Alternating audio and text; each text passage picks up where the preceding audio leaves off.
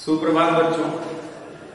पिछली दो वीडियो में आपने गति में चाल, समय, वेग, विस्थापन आदि के बारे में पढ़ चुके हैं। अब हम त्वरण के बारे में पढ़ेंगे। त्वरण एकांक समय में किसी गतिशील वस्तु के वेग में हुए परिवर्तन, एकांक समयांतराल में किसी वस्तु के वेग में हुए परिवर्तन को त्वरण कहते हैं।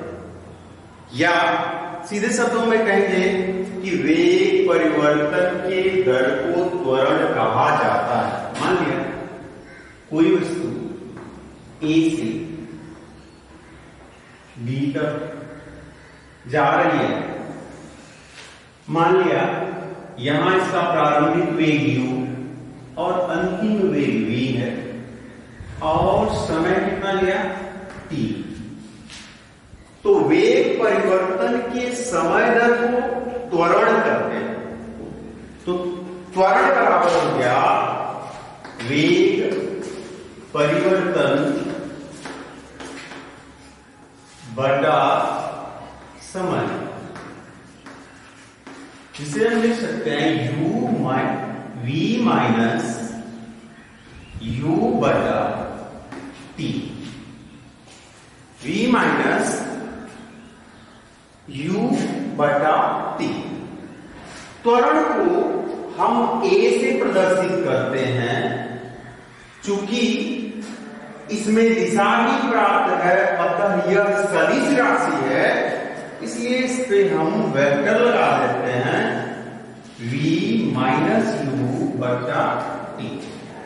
तो वेक्टर a बराबर, वेक्टर a का मतलब हुआ त्वरण सदिश राशि है और अंतिम वेग माइनस प्रारंभिक वेग बटा लगा समय या समय। अब इसका इसका मात्रक ज्ञात कर लेते हैं। तो वेग परिवर्तन का मात्रक होता है मीटर प्रति सेकेंड। मीटर प्रति सेकेंड बटा सेकेंड। इस t का आगे हो जाएगा मीटर प्रति सेकेंड स्क्वायर। मीटर प्रति सेकेंड स्क्वायर। आगे बढ़ते हैं। त्वरण को निम्न भागों में या प्रकारों में बांट दिया जाता है। पहला, एक समान त्वरण। एक समान त्वरण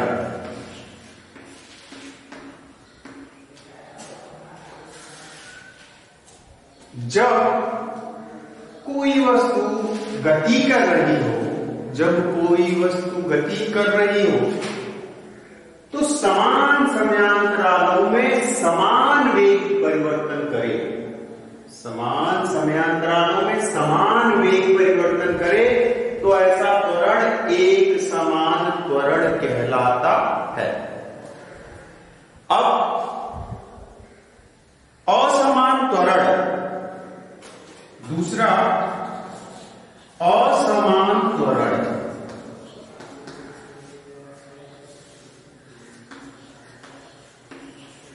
ठीक में पहुंचते हैं। जब कोई वस्तु समान समयांतरालों में भिन्न भिन्न वेग परिवर्तन करे, जब कोई वस्तु समान समयांतरालों में भिन्न भिन्न वेग परिवर्तन करे तो ऐसे त्वरण को असमान त्वरण कहते हैं। धनात्मक, ऋणात्मक और शून्य त्वरण धनात्मक, ऋणात्मक और शून्य हो सकता है।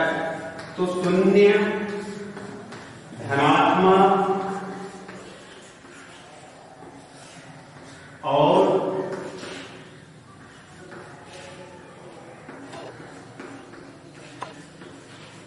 ऋणात्मक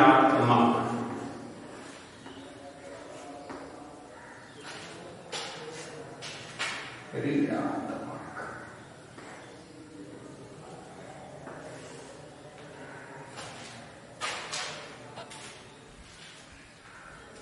जब कोई वस्तु एक समान गति करे तो उसका वेग नियत हो जाता है।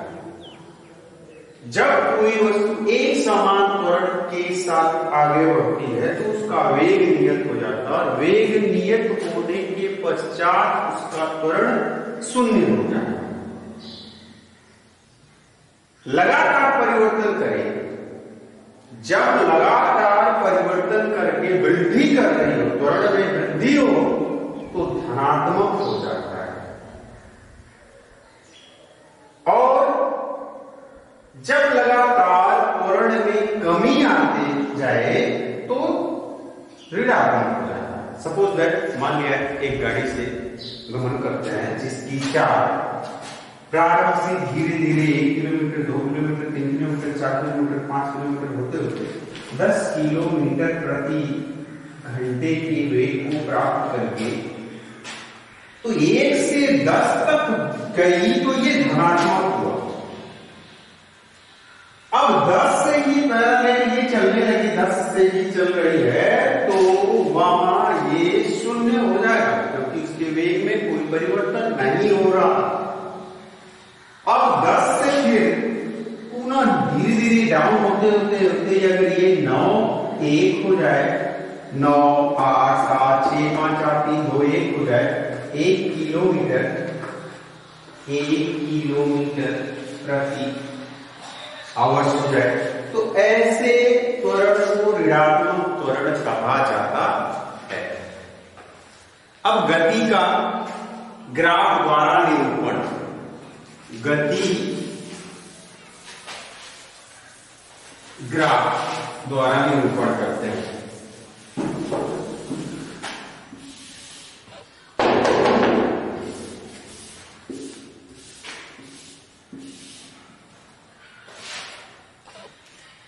ग्राफ से देखते हैं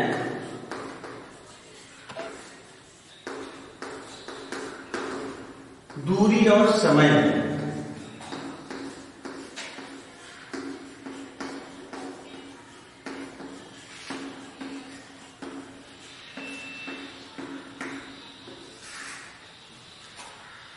चूंकि ग्राफ में हम जानते हैं कि 2 एक्सिस ले ली जाती है, एक्स और वाई। यहां इसको 0 0 से निरूपण कर देते हैं, खाने बने होते हैं।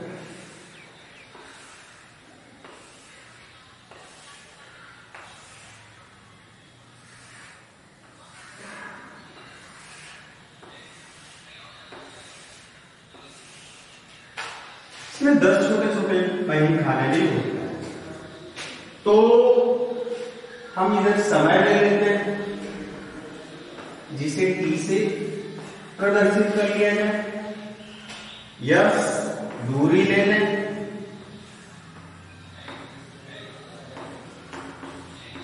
अब प्रश्न लेते हैं। मान लिया कोई पिंड ग्राफ पर, जैसे ये 0 हो गया, ये भी 0 है, तो ये 2 4 6 8 10 12, 2 4 6 8 10 12, एक खाने के बराबर 2 आता है। इस दूरी को अगर मीटर में लिए और इसे सेकेंड में लिए, ये मानक आप इसके अनुसार समय के या दूरी के मापक में माप लेंगे। मान लिया कोई वस्तु ऐसे गति करती है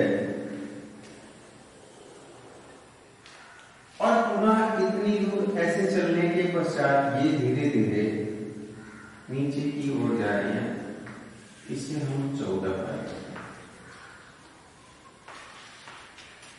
देखते हैं O से O M P Q, यह ग्राफ हमें दर्शाता है कि समय के साथ दूरी बढ़ती जा रही है।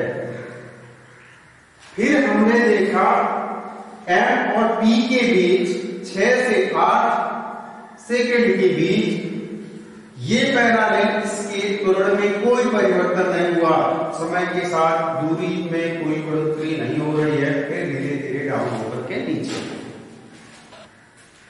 अब इस ग्राफ से हम स्पष्ट करेंगे और इनसे विभिन्न त्वरण, समय, दूरी आदि ज्ञात करने का प्रयास करेंगे।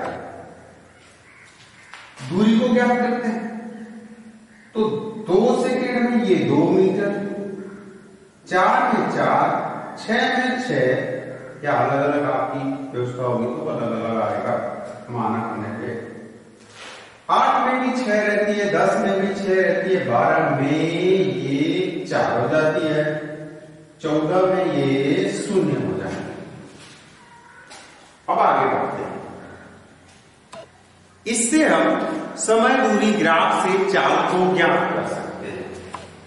चाल कितनी थी, तो चाल कितनी थी तो इसको बदल लिया जाए, जिससे काटने पीटने में हमें आसानी होगी। सब समान भाग हो जा रहे हैं। 1 2 3 4 5 6 7। तो अगर हमें ज्ञात करना है तो हम देखते हैं O से M दूरी तय करें, तो चाल बराबर होती है दूरी बटा समय। दूरी कितनी हुई? 6। समय कितना लगा? 3 बराबर 3 गुना 6, 2 मीटर प्रति सेकंड। आगे अब दूरी समय ग्राफ से चाल की तुलना भी कर सकते हैं कि इसमें से यहां तक कितनी बढ़ी, यहां से यहां तक क्या हुआ, यहां से यहां तक कितना है, तो औसत में भी ज्ञात कर सकते हैं। अब विस्थापन समय ग्राफ बना लेंगे। अब विस्थापन समय निकाल लेंगे, वेग परिवर्तन में निकाल लेंगे, जिसमें भी आपको जो आवश्यकता होगी इससे टैली करके निकालते रहेंगे। तात्क्षणिक चाल या वेग ज्ञात करना, तात्क्षणिक चाल या वेग ज्ञात करना। तात्क्षणिक चाल और वेग ही हमने आपको बताया है कि चलते चलते चलते अचानक सा लगा कि नहीं यहाँ हमारी चाल क्या है, इसको स्पीडोमीटर के द्वारा गाड़ी से इसको आसानी से प्राप्त कर लेते हैं। तो हमें क्या करना है कि इसके बीच की S1 S2 दूरियों के बीच की और लगा हुआ समय T1 T2 से प्राप्त कर लेते हैं S2 माइनस S1 बटा T2 माइनस T1 बराबर डेल्टा S बटा डेल्टा T। अधिकतम समय के लिए इसका प्रयोग कर लेते हैं, इसके द्वारा हमें प्राप्त हो जाएगा।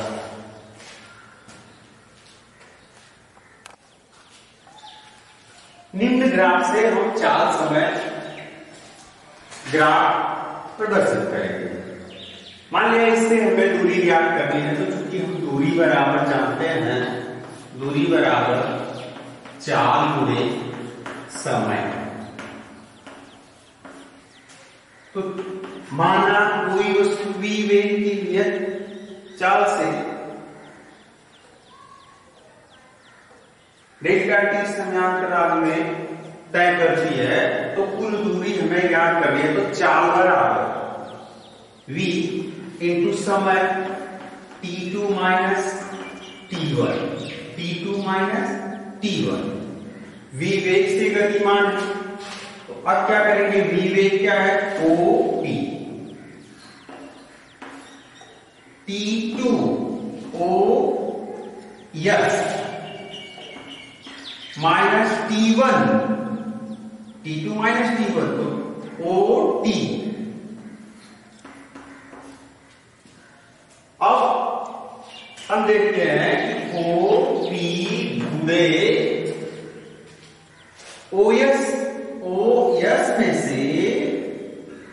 पी घटा देंगे तो पी एस बच जाएगा, पी एस बच जाएगा। तो ओपी की जगह पे हम टी क्यू भी लिख सकते हैं, ओपी की जगह पे टी क्यू भी लिख सकते हैं, तो टी क्यू गुणे टी एस।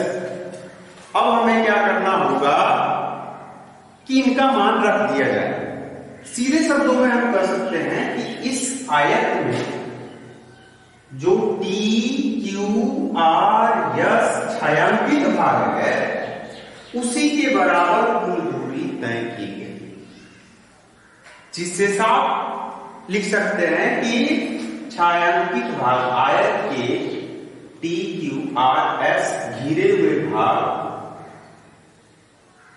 के बराबर दूरी तय की गई या क्षेत्रफल के बराबर दूरी तय की गई।